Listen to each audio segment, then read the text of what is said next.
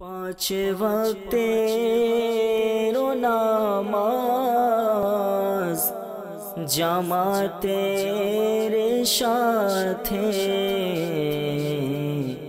পড়ি যেন আমি সদা ইয়া ইলাহি। আলহামদুলিল্লাহি রাব্বিল আলামিন ওয়াসসালাতু ওয়াসসালামু আলা সাইয়্যিদিল মুরসালিন। আম্মা বা'দ ফাআউযু বিল্লাহি মিনাশ শাইতানির রাজীম। বিসমিল্লাহির রহমানির রহিম। আসসালাতু ওয়াসসালামু আলাইকা ইয়া রাসূলাল্লাহ ওয়া আলা আলিকা ওয়া আসহাবিকা ইয়া হাবিবাল্লাহ। আসসালাতু ওয়াসসালামু আলাইকা ইয়া নাবিয়াল্লাহ ওয়া আলা আলিকা ওয়া আসহাবিকা ইয়া নূরাল্লাহ। নাওয়াইতু সুন্নাতাল ইতিকাফ। প্রিয় ইসলামী ভাইরা এবং মাদিনী চ্যানেলের দর্শকবৃন্দ, মাদিনী চ্যানেল বাংলার ধারাবাহিক অনুষ্ঠান নামাজের আহকাম এর আজকের এ পর্বে আপনাদেরকে স্বাগতম জানাচ্ছি। আজকে আমরা শুনব জানাজার নামাজের পদ্ধতি সম্পর্কে। জানাজা বিষয়ক আলোচনা আজকে ইনশাআল্লাহ আযজা ওয়া জাল আমরা শোনার চেষ্টা করব। প্রিয় ইসলামী ভাইরা, আজকের এই পর্ব শুরু করার পূর্বেই রাসূল পাক সাল্লাল্লাহু তাআলা আলাইহি ওয়া আলিহি ওয়াসাল্লামের পর দরুদ শরীফ পাঠ করার ফজিলত শুনে নেই। রাসূলুল্লাহ সাল্লাল্লাহু তাআলা আলাইহি ওয়া আলিহি ওয়াসাল্লাম ইরশাদ করেছেন, যে ব্যক্তি আমার উপর সারাদিনে 50 বার দরুদ শরীফ পড়ে, আমি কিয়ামতের দিন তার সাথে মুসাফাহা করব। সুবহানাল্লাহ। সাল্লু আলাল হাবিব সাল্লাল্লাহু তাআলা আলা মুহাম্মদ সাল্লাল্লাহু তাআলা আলাইহি ওয়া আলিহি ওয়াসাল্লাম। প্রিয় ইসলামী ভাইরা এবং মাদিনী চ্যানেলের দর্শকবৃন্দ, আমরা দুনিয়াতে যেমন এসেছি, দুনিয়া থেকে একদিন না একদিন বিদায় নিতেই হবে। দুনিয়াতে আমরা ফরজ নামাজ আদায় করি আর নাই করি, আল্লাহ তাআলার দেয়া আহকাম পালন করি বা নাই করি, কিন্তু যখন আমাদের এই দেহ থেকে রূহ বেরিয়ে যাবে, আমরা যখন মৃত ঘোষিত হব, সবাই যখন আমাদেরকে মৃত বলবে, তখন ঠিকই আমাদেরকে গোসল করিয়ে কাফন লাগিয়ে আমাদেরকে জানাজার জন্য নিয়ে যাওয়া হবে। আমাদের জানাজার নামাজ পড়া হবে। নামাজ আমি নিজে পড়ি কিংবা নাই পড়ি, আমার জানাজার নামাজ পড়া হবে। কবরে আমি প্রতিদিন মানুষকে নামাচ্ছি। আমার আত্মীয় স্বজন হয়তো মুরব্বীরা দুনিয়াতে নেই, তারা কবরে চলে গিয়েছেন। সবার আমরা জানাজার নামাজ আদায় করেছি, তাদেরকে কাঁধে বহন করেছি, তাদেরকে কবরে নামিয়েছি, কবরে মাটি চাপা দিয়েছি। কিন্তু হাই, আমাকেও যে কবরে যেতে হবে, আমার কবরের উপরও যে মাটি চাপা দেয়া হবে, অন্ধকার কবর, সেখানে কিভাবে থাকব?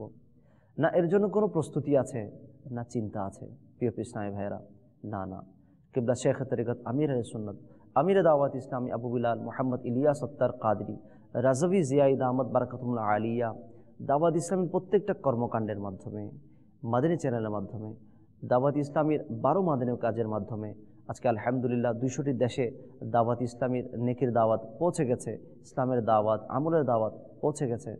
100টির উপরে বেশি শোভাজাতে বিভাগে ডিপার্টমেন্টে দাওয়াত ইসলামী কাজ করে যাচ্ছে। একটি উদ্দেশ্য যে আমরা দুনিয়াতেও ভালো হয়ে যাই, আমাদের আখিরাতেও যেন ভালো হয়ে যায়।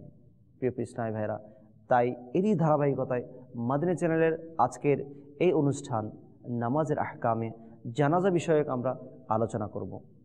জানাজার নামাজ আমরা পড়ে থাকি, কিন্তু ঠিকমতো জানাজার নামাজ আদায় করতে আমরা জানি না। ইমামের পেছনে গিয়ে আল্লাহু আকবার বলে আমরা দাঁড়িয়ে যাই, কিন্তু জানাজার নামাজে কয়টি ফরজ রয়েছে তাও আমাদের জানা নাই। ফরজ যদি আদায় নাই হয়, জানাজার নামাজ আদায় কোথায় হলো? আমি আমার বাবার নামাজ পড়ার তো যোগ্যতা রাখি, প্রথমে পড়ানোর যোগ্যতা তো সবার অর্জিত হয় না। আমি তো আলিম নই। প্রিয় ইসলামী ভাইরা, এমন সন্তান দুনিয়াতে রেখে যাওয়া উচিত যারা আমি মৃত্যুবরণ করার পর আমাকে গোসল করাতে পারবে, আমাকে কাফন লাগাতে পারবে, আমার জানাজা পড়িয়ে আমাকে কবরে পৌঁছাতে পারবে, এবং সে আমাকে ছেড়ে কবর থেকে আসবে না, সে কবরের পাশে দাঁড়িয়ে আমার জন্য ইসালে সাওয়াব করতে থাকবে, যা আমার কবরের মধ্যে আমার ফায়দা হয়, সে বিষয়ে সে সব সময় তৎপর থাকবে, সচেষ্ট থাকবে। প্রিয় ইসলামী ভাইরা, এমন সম্পদকে আমরা দুনিয়াতে রেখে যাচ্ছি যে সম্পদ আমাকে কবরেও কাজ দিবে, যে সম্পদ আমার কবরেও কাজে আসবে। এমন সন্তানকে আমরা রেখে যাচ্ছি যেটা আমার কবরের পাশে দাঁড়াবে, যে জানাজার নামাজ পড়ানোর যোগ্যতা রাখে। প্রিয় ইসলামী ভাইরা, আজই সিদ্ধান্ত নিন দাওয়াত ইসলামী ওয়ালাদের সাথে আপনি নিজেকে অ্যাড করে নিন, আপনি তাদের সাথে অংশগ্রহণ করুন, মাদিনী ইনামাত রিসালার উপর আমল করুন, মাদিনী কাফেলায় সফর করুন, দাওয়াত ইসলামী সাপ্তাহিক ইজতিমা যেখানে যেখানে হয় আপনি ওখানে শরিক হয়ে যান। ইনশাআল্লাহ আজ্জা ওয়া জাল দাওয়াত ইসলামী আপনাকে, আপনার পরিবারকে, আপনার সমাজকে, আপনার প্রত্যেকটা বিষয়কে দাওয়াত ইসলামী রোশন করে দিবে, আলোকিত করে দিবে, চেঞ্জ করে দিবে, আখিরাত মুখী করে দিবে। আল্লাহ তাআলা দাওয়াত ইসলামীর প্রত্যেকটা বিভাগের সাথে আমাকে উঠার, বসা করার, আমাকে চলার আল্লাহ তাআলা তৌফিক দান করুন, আমিন। শুরু করছি জানাজা বিষয়ক আলোচনা। জানাজার নামাজে শরিক হওয়ার ফজিলত কি আমরা শুনে নেই। কিবলা শেখ তরিকত আমির আহলে সুন্নাত, আমির দাওয়াত ইসলামী আবু বিলাল মোহাম্মদ ইলিয়াস আত্তার কাদরি রাজভি জিয়াইদ আহমদ বারাকাতুহুল আলিয়া, উনার লিখিত বিখ্যাত কিতাব ফিকহে হানফির উপর, হানফি মাজহাবের ফিকা শাস্ত্রের উপর লিখিত নামাজের আহকাম, নামাজ সম্পর্কিত বিখ্যাত কিতাব নামাজের আহকামের জানাজার নামাজের পদ্ধতি নামক অধ্যায়ে কিবলা শেখ তরিকত আমির আহলে সুন্নাত এই ঘটনাটি উল্লেখ করছেন। তারিখে দামেস্ক কিতাবের মধ্যে রয়েছে, এক ব্যক্তি হজরত সৈয়দুনা সর্রি সক্তি রহমতুল্লাহ তাআলার জানাজার নামাজে অংশগ্রহণ করলেন।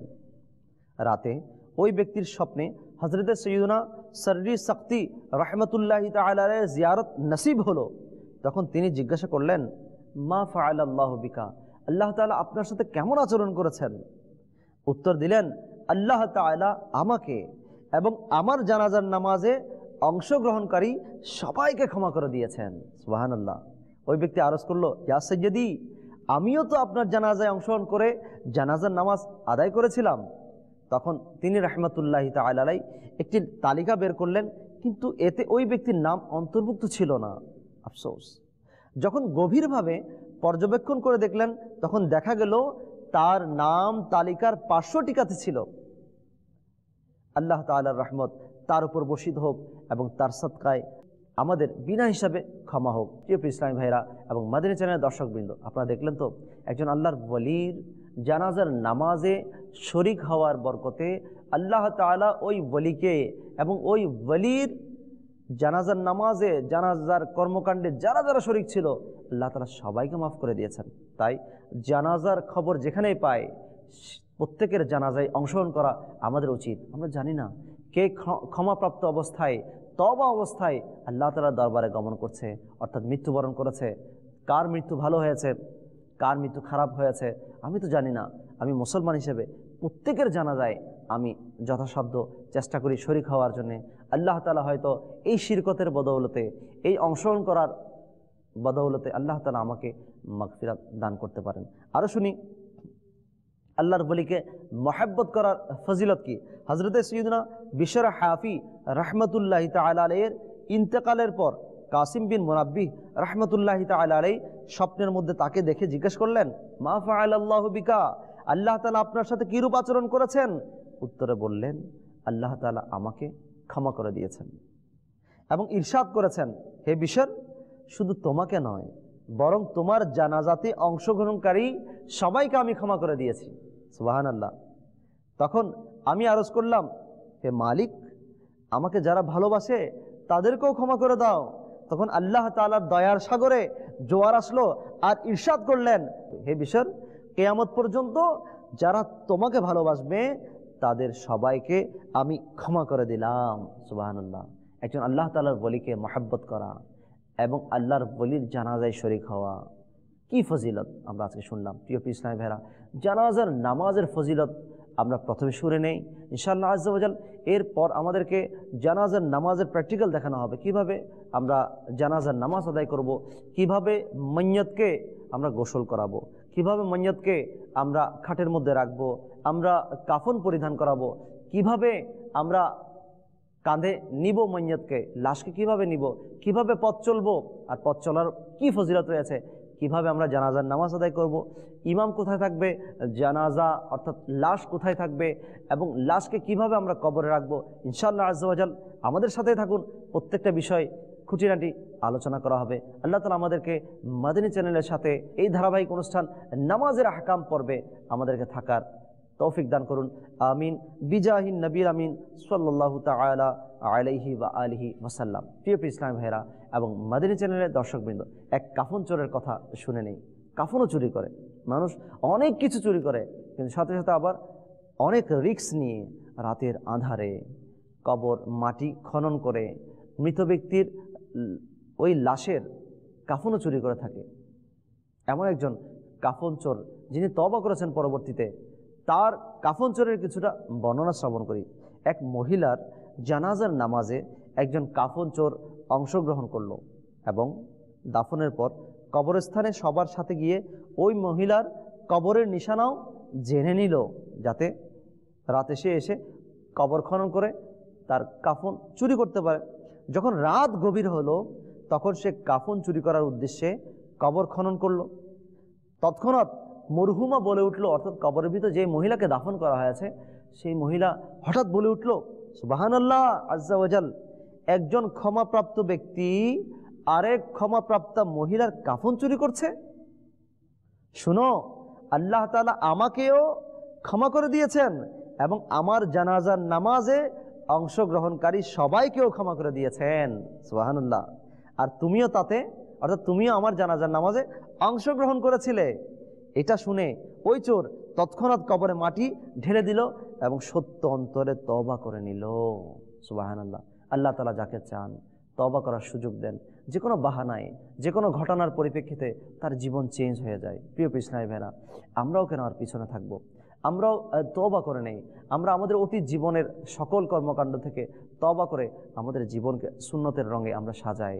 আমরা আকা সাল্লাল্লাহু তাআলা আলাইহি ওয়া সাল্লাম যে কাজ করতে বলেছেন, আল্লাহ তাআলা যে পথে খুশি, যে কাজে খুশি, আল্লাহর ওলিরা যেই পথ আমাদেরকে দেখিয়েছেন সে পথে চলি। সেটাই হচ্ছে দাওয়াত ইসলামে আমাদেরকে দেখাচ্ছে। তো আমরা দাওয়াত ইসলামের সঙ্গে থাকি, ইনশাআল্লাহ আজ্জা ওয়া জাল দাওয়াত ইসলামে আমাদেরকে মদিনা হয়ে সুদূর জান্নাতুল ফেরদৌসে পৌঁছে দিবে। আল্লাহ তাআলা দাওয়াত ইসলামের সাথে আমাদেরকে থাকার তৌফিক দান করুন। প্রিয় ইসলামী ভাইরা, আরও শুনে নেই, কবরের মধ্যে যখন মেহমান হিসাবে যখন লাশ মাইয়াত যায়, তখন কবরে তাকে প্রথম কি উপহার দেওয়া হয়? অবশ্যই উপহার দেওয়া হয়। নতুন মেহমান এসেছে তাকে তো অবশ্যই উপহার দিবে। যে ভালো কাজ করেছে তার জন্য ভালো উপহার, আর যে খারাপ কাজ করেছে তার জন্য ওখানে আযাবের উপহার থাকবে। মদিনা তাজদার, দো আলমের মালিক ও মুখতার, শাহানশাহ আবরার হুজুর পুন্নুর সাল্লাল্লাহু তাআলা আলাইহি ওয়া আলিহি ওয়াসাল্লামের দরবারে কেউ আরজ করলো, মুমিন বান্দা যখন কবরে প্রবেশ করে তখন তার প্রথম উপহার হিসেবে তাকে কি দেয়া হয়? তখন হুজুর সাল্লাল্লাহু তাআলা আলাইহি ওয়া আলিহি ওয়াসাল্লাম ইরশাদ করলেন, তার জানাজার নামাজ আদায়কারীদেরকে ক্ষমা করে দেয়া হয়। সুবহানাল্লাহ। কবরবাসীকে উপহার দেয়া হচ্ছে কোনটা? আমরা দুনিয়াতে যারা আছি, আমরা তার জানাজার নামাজ আদায় করেছি, আমাদেরকে ক্ষমার সুসংবাদ দেয়া হয় ওই কবরে শায়িত ব্যক্তিকে। এটাই হচ্ছে তার জন্য তোহফা। যারা শরীক ছিল, জানাজার নামাজে অংশগ্রহণ করেছে, আল্লাহ তাআলা তাদেরকে ক্ষমার মাধ্যমে ওই মৃত ব্যক্তিকে সুসংবাদ দেন, তাকে উপহার দেন। প্রিয় ইসলামী ভাইরা, তাই আমাদের উচিত প্রত্যেকটা জানাজায় যথাসাধ্য শরীক হওয়া। হ্যাঁ, জানাজার লাশের সাথে থাকা, লাশের সাথে উঠা চলা, লাশের কবরের পাশে থাকা, এটা প্রত্যেকটার ফজিলত রয়েছে। যেমন ইরশাদ হচ্ছে শারহুস সুদূর কিতাবের মধ্যে, হযরত সৈয়দনা দাউদ আলা নবীনা ওয়া আলাইহিস সালাতু ওয়াস সালাম আল্লাহ তাআলার মহান দরবারে আরজ করলেন, হে আল্লাহ আজ্জা ওয়া জাল, যে ব্যক্তি শুধু তোমার সন্তুষ্টি অর্জনের জন্য জানাজার সঙ্গে চলে, জানাজার সঙ্গে চলে, তার প্রতিদান কি? খাট কাঁধে নিয়ে চলে বা পেছনে চলে বা জানাজার যে কোনো কাজে অংশগ্রহণ করে, তার প্রতিদান কি? আল্লাহ তাআলা ইরশাদ করেন, যেদিন সে মৃত্যুবরণ করবে, যেদিন ওই ব্যক্তি যে জানাজার সঙ্গ দিয়েছিল, যেদিন সে মৃত্যুবরণ করবে সেদিন ফিরিস্তাগণ তার জানাজার সঙ্গে চলবে এবং আমি তাকে ক্ষমা করে দিব। সুবহানাল্লাহ, সুবহানাল্লাহ। আমরা তো ক্ষমা পেয়ে গেলাম, ক্ষমা প্রাপ্তির সুসংবাদ পেয়ে গেলাম, তার পিছনে কেন থাকবো?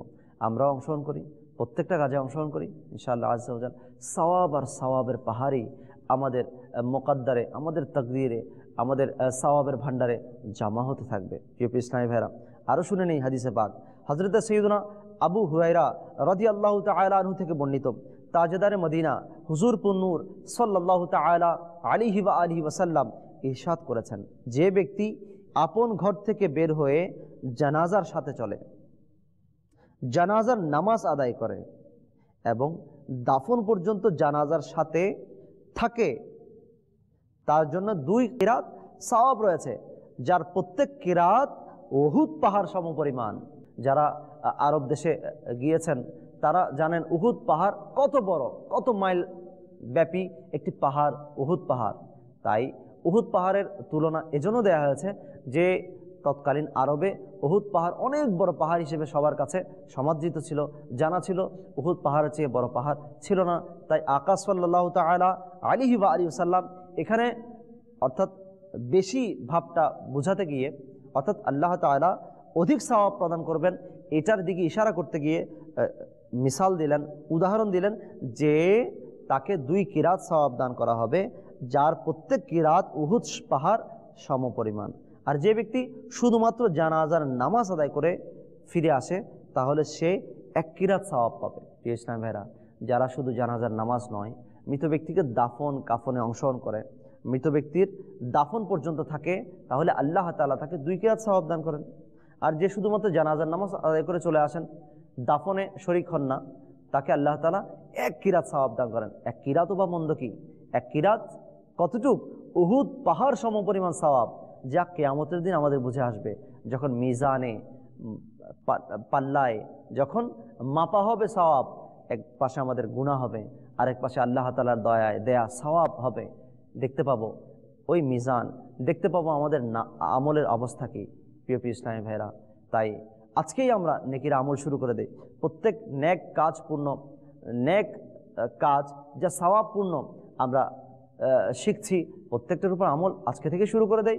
ইনশাআল্লাহ আজ্জা ওয়া জাল আমাদের সওয়াবের ভান্ডারে অসংখ্য সওয়াব জমা হয়ে যাবে। প্রিয় ইসলামী ভাইরা, মৃত ব্যক্তিকে গোসল দান এবং অন্যান্য কার্যাবলীর কি ফজিলত রয়েছে, হযরতে মাওলায়ে কায়নাত সৈয়দুনা আলী মুর্তজা শেরে খুদা কররামাল্লাহু তাআলা ওয়াজহুল করিম থেকে বর্ণিত, সুলতানে দো জাহান শাহনশাহে কৌন মাকান রহমতে আলামিয়ান হুজুর পুন্নূর সাল্লাল্লাহু তাআলা আলাইহি ওয়া আলিহি ওয়াসাল্লাম ইরশাদ করেছেন, যে ব্যক্তি কোনো মৃত ব্যক্তিকে গোসল দেয়, কাফন পরায়, সুগন্ধি লাগায়, জানাজা কাঁধে উঠায়, নামাজ আদায় করে এবং মৃত ব্যক্তির যেসব মন্দ বিষয় দৃষ্টিগোচর হয় তা গোপন রাখে, সে গুনাহ থেকে এমনভাবে পবিত্র হয়ে যায় যেভাবে ওই দিন সে তার মাতৃগর্ভ থেকে ভূমিষ্ঠ হয়েছিল। আল্লাহ আল্লাহ সুবহানাল্লাহ। যে ব্যক্তি কি কি কাজ করে? মৃত ব্যক্তিকে গোসল করায়, গোসল দেয়। গোসল দেওয়ার সময় মৃত ব্যক্তির কোনো শারীরিক কোনো ত্রুটি যদি দেখা দেয় সেটাকে গোপন রাখে, কাউকে না বলে, এবং কাফন পরায়, মৃত ব্যক্তির সুগন্ধি লাগায়, মৃত ব্যক্তিকে সুগন্ধি লাগিয়ে দেয়, জানাজা কাঁধে উঠায়, নামাজ আদায় করে এবং তার মন্দ বিষয়গুলো যেগুলো তার দৃষ্টিতে পড়েছে তা গোপন রাখে, তাহলে তাকে আল্লাহ তাআলা ওই দিন এমন পবিত্র করে দেন, তার গুনাহ সব কিছু আল্লাহ তাআলা ধুয়ে মুছে তাকে পবিত্র করে দেন। তেমনি যেভাবে একজন নবজাতক শিশু আজকে মাতৃগর্ভ থেকে দুনিয়াতে এসেছে, তার কোনো গুনাহই নাই, এমনই হয়ে যায় ওই ব্যক্তি যে জানাজা অর্থাৎ লাশের সঙ্গ দিয়েছে, লাশের প্রত্যেকটা কাজে অংশগ্রহণ করেছে, লাশকে ভালো জেনেছে, মানুষের সামনে তার আইব তার দোষকে বর্ণনা করেনি। প্রিয় ইসলামী ভাইরা, আমরা শুনলাম জানাজার নামাজ আদায় করার ফজিলত, জানাজার সাথে থাকার ফজিলত। জানাজা বলতে হচ্ছে লাশ, জানাজা কোনো নামাজের নাম নয়। জানাজা শব্দের অর্থ হচ্ছে মৃত ব্যক্তি। তাহলে আমরা শুনলাম যে মৃত ব্যক্তির সাথে থাকা, মৃত ব্যক্তির দাফন কাফনে শরীক হওয়া, মৃত ব্যক্তির জানাজার নামাজে শরীক হওয়ার কি কি ফজিলত রয়েছে। প্রিয় ইসলামী ভাইরা, তাই আর কেন দেরি, হাতছাড়া না করে প্রত্যেকটা জানাজায় আমরা শরীক হয়ে যাই। সাল্লু আলাল হাবিব সাল্লাল্লাহু তাআলা আলা মুহাম্মদ সাল্লাল্লাহু তাআলা আলাইহি ওয়া আলিহি ওয়াসাল্লাম। আচ্ছা, শুনে নেই রাসূলুল্লাহ সাল্লাল্লাহু তাআলা আলাইহি ওয়া আলিহি ওয়াসাল্লাম সর্বপ্রথম কার জানাজার নামাজ আদায় করেছেন, আর জানাজার নামাজ দুনিয়াতে প্রথম কখন থেকে প্রচলিত হয়। দোনোটা জিনিস, দোনোটা বিষয় আজকে আমরা শিখে নিচ্ছি মাদানী চ্যানেলের এই অনুষ্ঠান নামাজের আহকামের আজকের জানাজা বিষয়ক পর্বের মাধ্যমে। কিতাবে কি লিখছেন শেখ তরিকত আমির আহলে সুন্নাত, একটু পড়ে নেই। জানাজার নামাজের শুরু হযরতে সৈয়দুনা আদম সফিউল্লাহ আলা নবীনা ওয়া আলাইহিস সালাতু ওয়াস সালামের যুগ থেকে হয়েছে। কার যুগ থেকে? আমাদের বাবা হযরতে আদম আলাইহিস সালাতু ওয়াস সালামের যুগ থেকে। ফেরেশতারা যখন হযরতে আদম আলাইহিস সালাতু ওয়াস সালাম ইন্তেকাল করেন, তখন ফেরেশতারা সৈয়দুনা আদম সফিউল্লাহ আলা নবীনা ওয়া আলাইহিস সালাতু ওয়াস সালামের জানাজা মোবারকে 4 বার তাকবীর বলেছিল। সেজন্য আমরা জানাজার নামাজের মধ্যে 4 বার তাকবীর বলে থাকি। আমাদের ইসলামে কখন থেকে জানাজার নামাজ ফরজ বা কখন থেকে জানাজার নামাজ আদায় করার হুকুমটা আমাদের উপর আসে, এটা হচ্ছে মদিনা শরীফে অবতীর্ণ হয়। এই হুকুমটা কোথায় অবতীর্ণ হয়? মদিনা শরীফে। কখন? হযরতে সাইয়্যিদুনা আসাদ বিন জুরারা রাদিয়াল্লাহু তাআলা আনহুর ইন্তেকাল হিজরতের 9 মাসের শেষের দিকে হয়েছিল। হিজরতের আকা সাল্লাল্লাহু তাআলা আলাইহি ওয়া আলিহি ওয়াসাল্লাম এর মক্কা থেকে মদিনা শরীফে তশরিফ নিয়ে যাওয়ার সময়কাল, এটাকে বলা হয় হিজরতের সময়। হযরতে সাইয়্যিদুনা আসাদ বিন জুরারা রাদিয়াল্লাহু তাআলা আনহুর ইন্তেকাল হিজরতের 9 মাসের শেষের দিকে হয়েছিল। তিনিই প্রথম মৃত সাহাবী ছিলেন। রাসূল আকরাম সাল্লাল্লাহু তাআলা আলাইহি ওয়া আলিহি ওয়াসাল্লাম তার জানাজার নামাজ আদায় করেন। সুবহানাল্লাহ। আকা সাল্লাল্লাহু তাআলা আলাইহি ওয়া আলিহি ওয়াসাল্লাম সর্বপ্রথম কার জানাজার নামাজ আদায় করেন আজকে জেনে নিলাম মাদানী চ্যানেলের মাধ্যমে। হযরতে সাইয়্যিদুনা আসাদ বিন জুরারা রাদিয়াল্লাহু তাআলা আনহু এবং রাসূল পাক সাল্লাল্লাহু তাআলা আলাইহি ওয়া আলিহি ওয়াসাল্লাম এই নামাজ মদিনায়ে তাইয়্যিবার মধ্যে আদায় করেন। সাল্লু আলাল হাবিব সাল্লাল্লাহু তাআলা আলা মুহাম্মদ সাল্লাল্লাহু তাআলা আলাইহি ওয়া আলিহি ওয়াসাল্লাম সালাতাম ওয়া সালামান আলাইকা ইয়া রাসূলুল্লাহ। প্রিয় ইসলামী ভাইরা এবং মাদানী চ্যানেলের দর্শকবৃন্দ, জানাজার নামাজ আদায় করব যেভাবে পঞ্জাগানা নামাজে 5 ওয়াক্ত নামাজের মধ্যে ফরজ, ওয়াজিবাত, সুন্নাত, মুস্তাহাব এবং নামাজ ভঙ্গের কারণ এবং নামাজে কখন মাকরুহে তাহরিমি হচ্ছে, কখনো মাকরুহে তানজিহ হচ্ছে, এটা আমরা শুনে নিয়েছি। যেভাবে উজুর মধ্যে রয়েছে কিছু কাজ, অনুরূপভাবে গোসলে কিছু কাজ রয়েছে, অনুরূপভাবে তায়াম্মুমে অনেক কিছু কাজ রয়েছে, সাথে সাথে নামাজের মধ্যে 5 ওয়াক্ত নামাজের মধ্যে কিছু কাজ রয়েছে, যা মাদানী চ্যানেলের এই ধারাবাহিক অনুষ্ঠান নামাজের আহকাম থেকে আমরা শিখে নিয়েছি। আজকে শিখব জানাজার নামাজ কি, জানাজার নামাজ এর বিধান কি, জানাজার নামাজের ফরজ কয়টা, জানাজার নামাজের সুন্নত কয়টা, ইনশাআল্লাহ আযজা ওয়া জাল। সাথে আরও অনেক কিছু থাকছে, আপনারা আমাদের সাথে থাকুন, খাতা কলম নিয়ে নোট করতে থাকুন। ইনশাআল্লাহ আযজা ওয়া জাল আপনাদের তথ্য ভাণ্ডার অনেক কিছু তথ্য, দ্বীনি তথ্য, জ্ঞানের ইলমের তথ্য যোগ হয়ে যাবে ইনশাআল্লাহ আযজা ওয়া জাল। শুনে নেই জানাজার নামাজ কি। জানাজার নামাজ ফরজে কিফায়া, ফরজে আইন নয়, এটা ফরজে কিফায়া। আমরা প্রতিদিন যেই নামাজ পড়ে থাকি সে নামাজ ফরজে আইন, এটা হচ্ছে ফরজে কিফায়া। ফরজে আইন আর ফরজে কিফায়ার মধ্যে পার্থক্য কি আমরা শুনে নেই। জানাজার নামাজ ফরজে কিফায়া, অর্থাৎ সমাজ থেকে যদি কোনো একজন ব্যক্তি মৃত ব্যক্তির জানাজার নামাজ আদায় করে দেন, তাহলে আমি দায়মুক্ত হয়ে যাব, দাবিমুক্ত হয়ে যাব, কিয়ামতের দিন আমাকে প্রশ্নের সম্মুখীন হতে হবে না। আর ফরজে আইন হচ্ছে যা প্রত্যেকটা বিবেকবান, বালিগ, সুস্থ ব্যক্তির উপর ফরজ। প্রত্যেকটা ব্যক্তির উপর, শরীয়তসম্মত ব্যক্তির উপর যখন ফরজ হয় কোনো কাজ প্রত্যেকের উপর, সেটা আমরা ফরজে আইন বলি। আর পুরো সমাজের পক্ষ থেকে যদি একজন ব্যক্তি আদায় করে দেন সেটা হচ্ছে ফরজে কিফায়া, সেটা সবার পক্ষ থেকে দায় মুক্তির কারণ হয়ে যাবে। তাই জানাজার নামাজ হচ্ছে ফরজে কিফায়া। আল্লাহ তাআলা আমাদেরকে মৃত ব্যক্তির সঙ্গ দেওয়ার তৌফিক নসিব করুন। প্রিয় ইসলামী ভাইরা এবং মাদানী চ্যানেলের দর্শকবৃন্দ, আমরা জেনে নিলাম জানাজার নামাজ হচ্ছে ফরজে কিফায়া। আচ্ছা, জানাজার নামাজের মধ্যে ফরজ কয়টা? ফরজে কিফায়া তো বুঝলাম। জানাজার নামাজের মধ্যে 2টা রকন রয়েছে, যেগুলোকে ফরজ বলি আমরা। 2টা রকন অর্থাৎ 2টা ফরজ আর 3টা সুন্নত রয়েছে। 2টা রকন যেগুলোকে আমরা ফরজ বলে থাকি, সেগুলো কি কি? প্রিয় ইসলামী ভাইরা, জানাজার নামাজের রকন হচ্ছে 2টি। নাম্বার 1 হচ্ছে 4 বার আল্লাহু আকবার তাকবীর বলা। দ্বিতীয় নাম্বার হচ্ছে কিয়াম বা দাঁড়িয়ে নামাজ আদায় করা। জানাজার নামাজ বসে আদায় করলে হবে না, জানাজার নামাজ দাঁড়িয়ে আদায় করতে হবে। তাহলে দাঁড়ানো, এটা হচ্ছে জানাজার নামাজের 2য় নাম্বার রকন, অর্থাৎ 2য় নাম্বার ফরজ। জানাজার নামাজে ফরজ কাজ কটা? 2টো পেলাম। নাম্বার 1 4 বার তাকবীর বলা, আল্লাহু আকবার তাকবীর বলা। আর 2য় নাম্বার ফরজ তথা রকন হচ্ছে দাঁড়ানো, কিয়াম বা দাঁড়িয়ে নামাজ আদায় করা। তাহলে পেলাম 2টা ফরজ, 2টা রকন শিখে নিলাম। আর জানাজার নামাজের সুন্নত কাজ হচ্ছে 3টা। কোনো ওয়াজিব নেই, কোনো ওয়াজিব নেই। জানাজার নামাজে সুন্নাত কাজ হচ্ছে তিনটা। সুন্নাত তিনটা কি কি? প্রথম তাকবীর বললাম আল্লাহু আকবার, এটা আল্লাহু আকবার বলা ফরজ। এরপর আমি সানা পড়ব, আল্লাহ তাআলার প্রশংসা করব। নামাজের মধ্যে যে সানা পড়ে থাকি ওই সানাটা শুধু একটা শব্দ, যার লাস্টে আমরা যোগ করতে হচ্ছে ওয়াজাল্লা সানাউকা, এটা পড়া হচ্ছে সুন্নাত। এরপর আমি দ্বিতীয় তাকবীর বলবো আল্লাহু আকবার, মুখে বলবো দ্বিতীয় তাকবীর, হাত উঠাবো না। দ্বিতীয় তাকবীর বলার পর আমি দরুদ শরীফ পড়বো। কোন দরুদ শরীফ? দরুদে ইব্রাহিম, যেটা পড়ে থাকি নামাজের মধ্যে। যে দরুদে ইব্রাহিম তাশাহুদের পরে আমরা দরুদে ইব্রাহিম পড়ে থাকি, সেটা আমরা জানাজার নামাজের মধ্যে আদায় করব, এটা সুন্নাত। এরপর আমি তৃতীয় তাকবীর দিব। তৃতীয় তাকবীর দেয়াটা ফরজ। তৃতীয় তাকবীরের পরে একটা নির্দিষ্ট দোয়া আছে, মৃত ব্যক্তির জন্য দোয়া করা। দোয়া প্রাপ্তবয়স্কের জন্য কিভাবে করবেন, প্রাপ্তবয়স্ক পুরুষ মহিলার জন্য কি দোয়া, অপ্রাপ্তবয়স্ক ছেলের জন্য কি দোয়া, অপ্রাপ্তবয়স্ক মেয়ের জন্য কি দোয়া, প্রত্যেকটা কিছু ইনশাআল্লাহ আজ্জা ওয়া জাল নামাজের আহকামের এই জানাজার নামাজের পদ্ধতির মধ্যে উল্লেখ রয়েছে।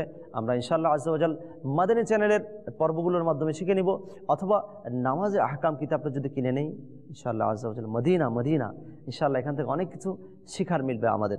সাল্লু আলাল হাবিব সাল্লাল্লাহু তাআলা আলা মুহাম্মদ সাল্লাল্লাহু তাআলা আলাইহি ওয়া আলিহি ওয়াসাল্লাম। তাহলে প্রথম তাকবীর দিয়ে আমি সানা পড়লাম, প্রথম তাকবীর বলা ফরজ, সানা পড়া সুন্নাত।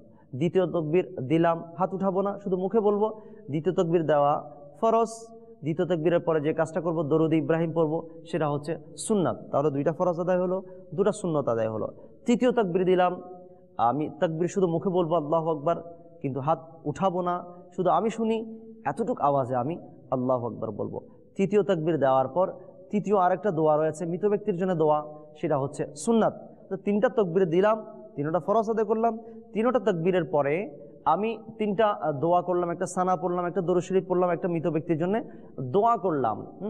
এই তিনটা কাজ হচ্ছে সুন্নাত। তাহলে তিনটা ফরজ আদায় হলো, তিনটা সুন্নাত আদায় হলো। আমরা পড়েছি তাকবীর তো চারটা তাকবীর দেওয়া ফরজ। তাহলে তৃতীয়বার যখন আমার ওই মৃত ব্যক্তির জন্যে নির্দিষ্ট দোয়া করা শেষ হবে, তখন আরেকটা তাকবীর দেব আল্লাহু আকবার। আল্লাহু আকবার ইমাম সাহেব বলবেন, আমরাও আল্লাহু আকবার বলবো, এতটুকু আওয়াজে যেন আমি আমার কানে শুনতে পাই, পাশের জন্য যেন ক্ষতি না হয়। হাত উঠাবো না। এখন হচ্ছে চতুর্থ তাকবীর আমি আদায় করে নিয়েছি, এখন নামাজ শেষ করার পালা। সুতরাং আমি আসসালামু আলাইকুম বলে ডান পাশে সালাম ফেরাবো। কখন? উভয় হাত ছেড়ে দেওয়ার পর। আমি চারটা তাকবীর দেওয়ার পর সালাম ফেরানোর আগে উত্তম তরিকা হচ্ছে উভয় হাত ছেড়ে দিব, আসসালামু আলাইকুম রাহমাতুল্লাহ বলে আমি ডান দিকে সালাম ফেরাবো। এরপর আমি বাম দিকে আসসালামু আলাইকুম রাহমাতুল্লাহ বলবো, বাম দিকে চেহারা ঘুরিয়ে আমি আসসালামু আলাইকুম রাহমাতুল্লাহ বলবো। তাহলে সালাম দিয়ে নিলাম। জানাজার নামাজ কমপ্লিট, খতম। জানাজার নামাজ আমরা পেলাম দুইটা রকম তথা দুইটা শর্ত। কি কি? চারবার তাকবীর বলা, আর দ্বিতীয় নাম্বার হচ্ছে দাঁড়িয়ে নামাজ পড়া, দাঁড়িয়ে নামাজ পড়া।